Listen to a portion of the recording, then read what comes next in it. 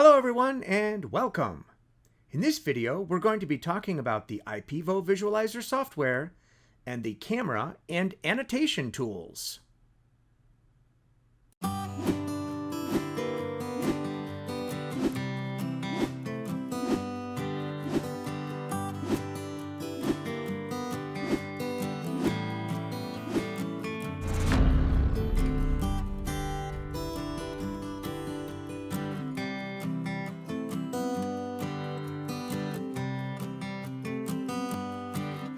Well, let's go ahead and get started.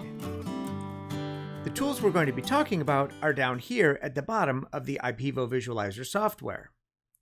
This button to the left is the Annotate button. I'm going to go ahead and click on that.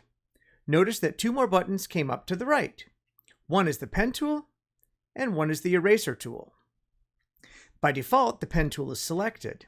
If you click on the Pen tool again, the settings for the Pen tool will appear.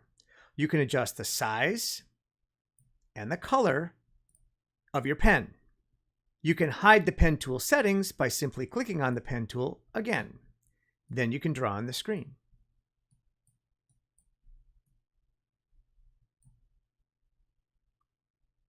Let's say I made an error and I wanted to erase that. You can click on the Eraser tool and then start erasing. But notice my eraser is fairly small. If I click on the Eraser tool one more time, I can change the size of my eraser. And that'll make it a lot easier to erase. The other option that I have is to clear all, which will eliminate all of the markings you've made thus far on your document. If you want to save your annotations, you can do that very easily by simply clicking on the Snapshot button. The Snapshot button will make a copy of the image and place that file in your previously determined save location. Remember, that's up in your settings cog. I'm going to click on that just to remind you, mine is set to save to my G drive under My Drive, Images, and iPevo, and my G drive is set to my Google Drive file stream. In this case, I've decided that my file name format is going to be iPevo demo and a 5-digit extension. So let me just show you how that works if I click on the Snapshot button. The snapshot is taken, and now I can browse to that location in my Google Drive file stream.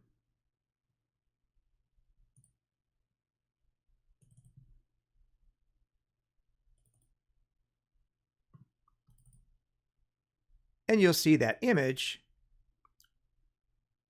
right here.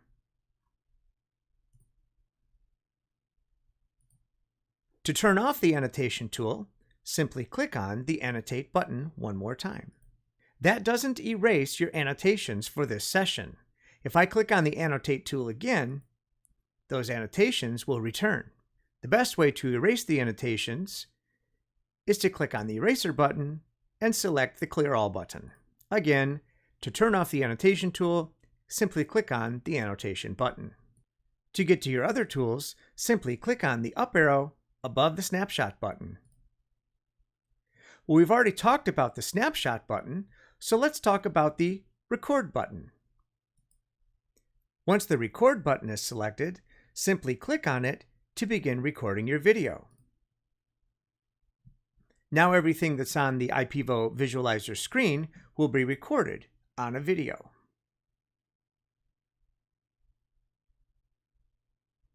To stop recording, click on the Stop button. Notice that the video gets recorded in your default file save location. I can play that video by double-clicking on it. Now everything that's on the iPevo visualizer screen will be recorded on a video.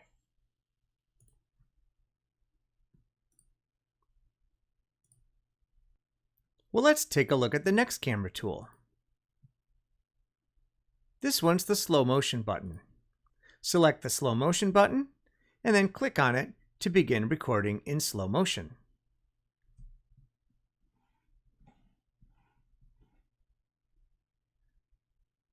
Click the Stop button to stop recording, and you'll notice that your video is automatically saved in your default file location.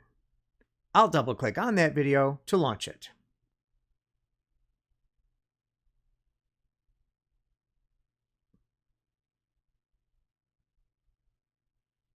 And you can see that's significantly slower than when you were looking at it in real time.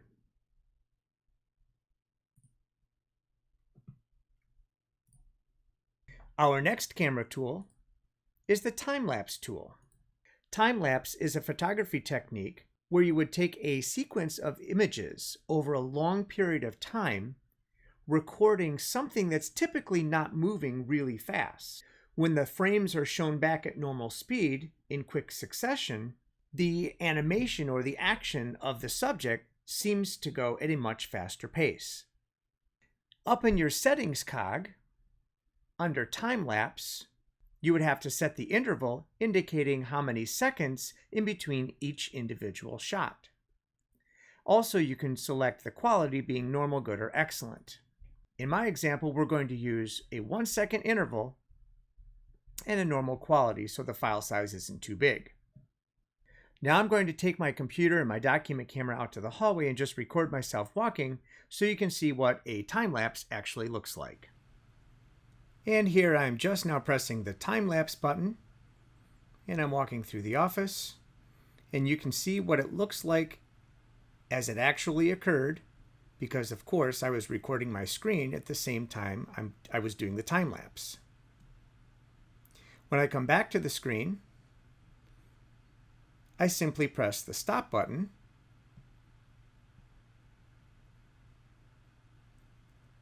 and that's going to save the video. This is what it actually looks like after saving. It goes by pretty quickly, so I slow it down to 25% speed. Our next camera tool is the Scan QR Code or Barcode tool. Once you're ready to scan that QR code, simply click on the Start Scanning button. However, as soon as the scan is captured, I recommend that you click that scanning button again, or in just a few seconds, it's going to try to scan a second, a third, a fourth time, and it's going to continue to open multiple instances of that website. So I'm going to click on the Start Scanning button.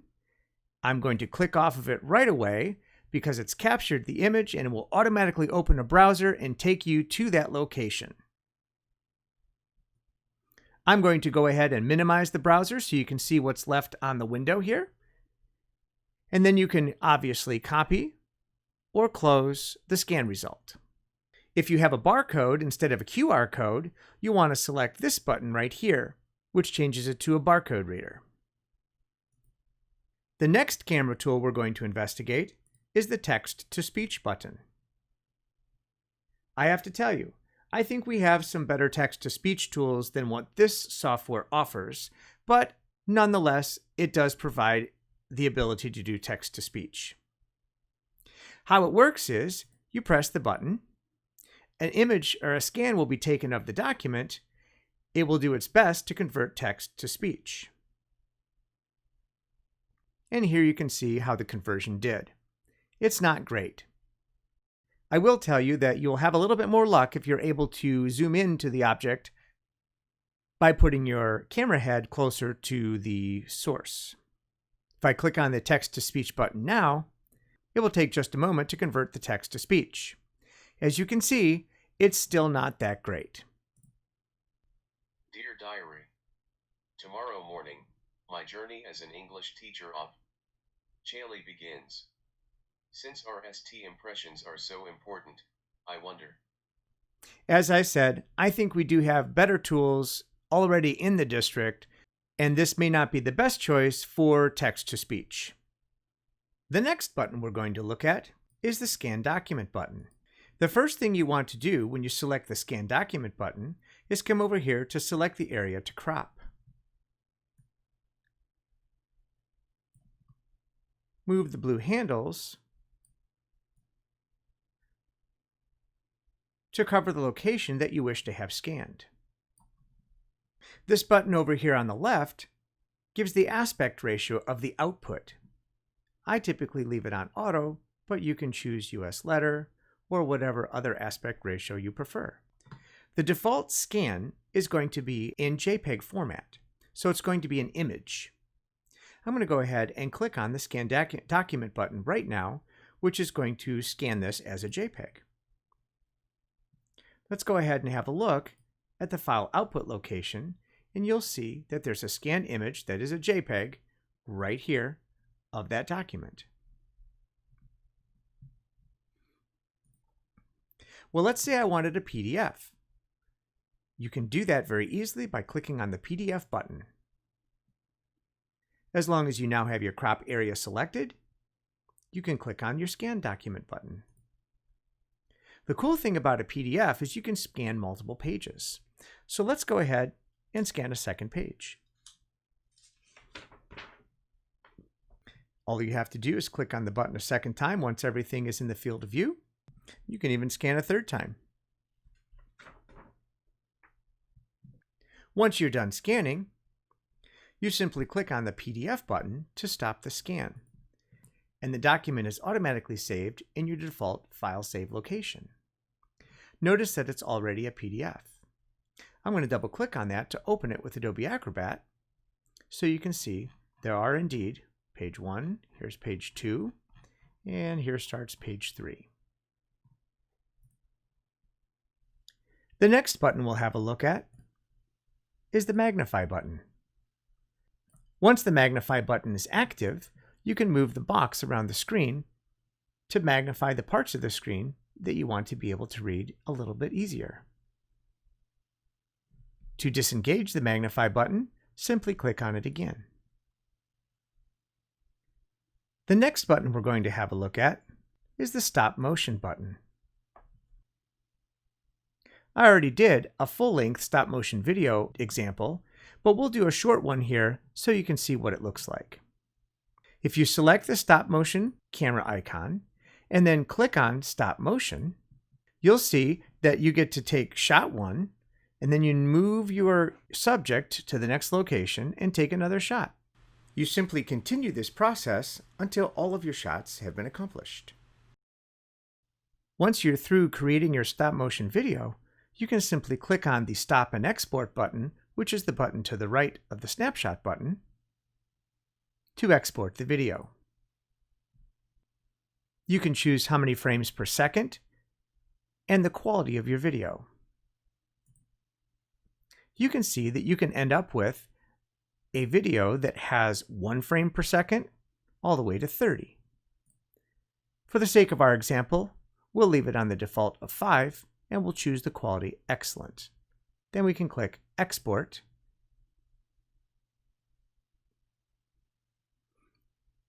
And that video will be saved in our default file save location. I'll double click on the video so you can see what it looks like.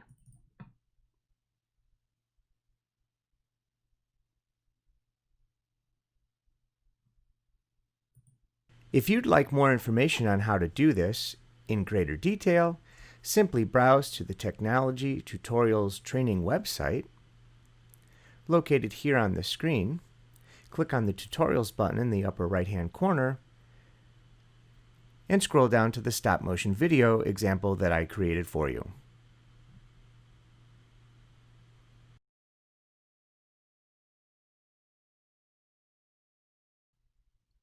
The final camera tool is the split screen.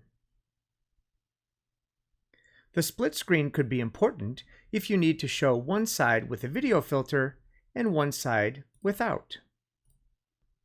Another option would be to potentially switch cameras and have the second screen show a different camera. You could zoom in on one side of the screen while leaving the other side of the screen at normal size. I hope that gives you some examples of how you might actually use the split screen. Well, that's about all there is to the iPevo visualizer software. I think there are quite a few possibilities and uses for your classroom. Should you have any questions, please make sure that you talk to someone in the technology department.